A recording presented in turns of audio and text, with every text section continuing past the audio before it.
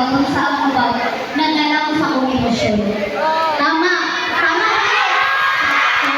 kung hindi mo gawin ito, hindi mo auto, ikaw, hindi mo gawin ito, hindi mo auto,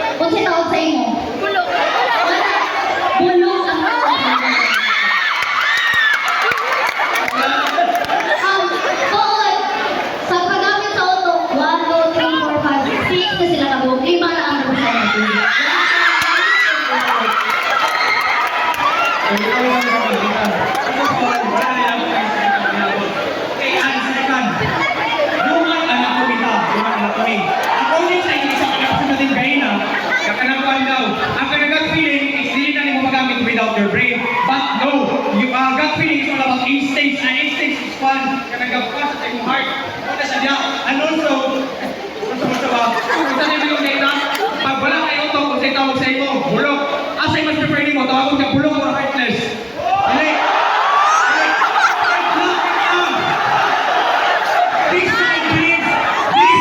This house believes that attitude matters more than knowledge.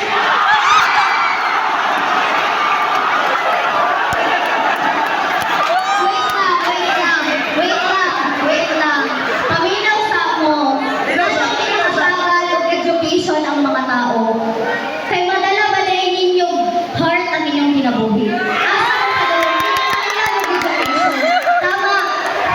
Kung wala mo dito love sa education na buhos na utabong ka na. Emotion, because emotions. I know emotion matters, but mind matters better.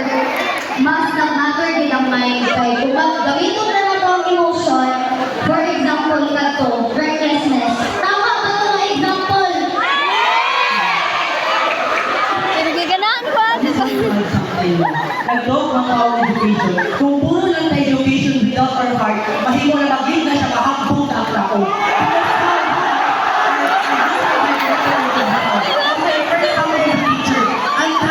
Our heart wants what it wants. Our brain can think, but based on our heart. Last two stands. Okay. Habang mo isa na lang sila.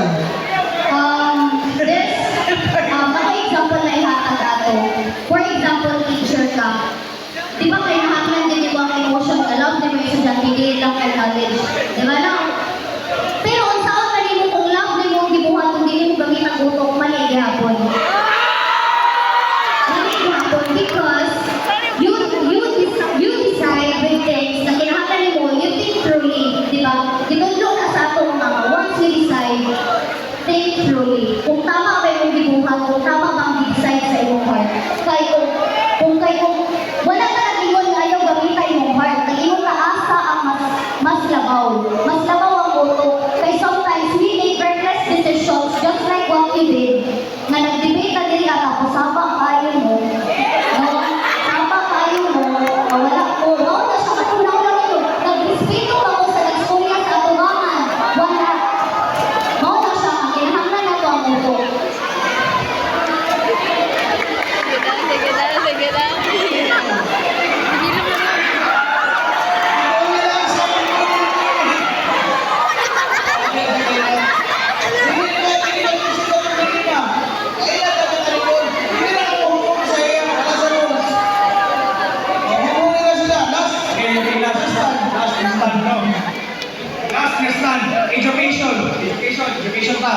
If puro na lang tulungan na extra, pwede ko kapahiran, kung ninyo makapan, pwede ninyo makasabot ang mga estudyante. Di ba, if hindi mo sa mga estudyante, na puro na kautok, hindi mo sa mga estudyante, overwhelmed na kayo, pwede ninyo, bago pa na mga sa tanin, masustain pa na nila. Di ba, nila na?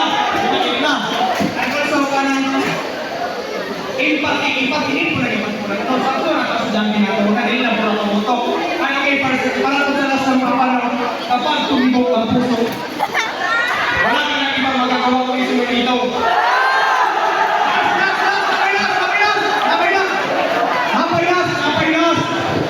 According to Bible, accept Jesus in your heart and in your faith.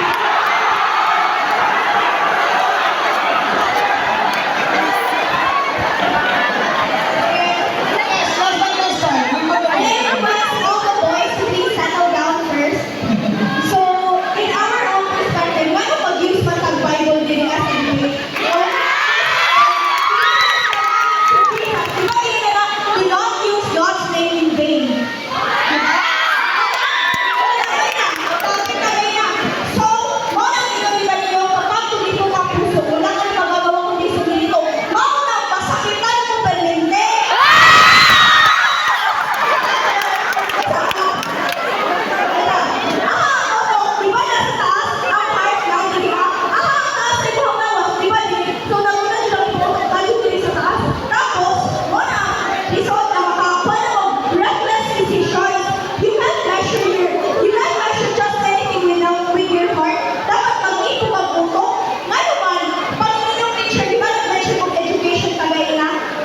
So, nag-mention mo. Nag-mention ako ng empathy na pinanagan.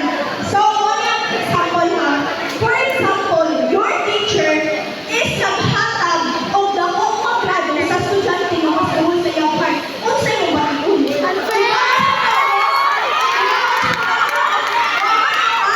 Ayun sila nga, unfair dayon. Kaya wala na ba? Kaya may gamit sa teacher na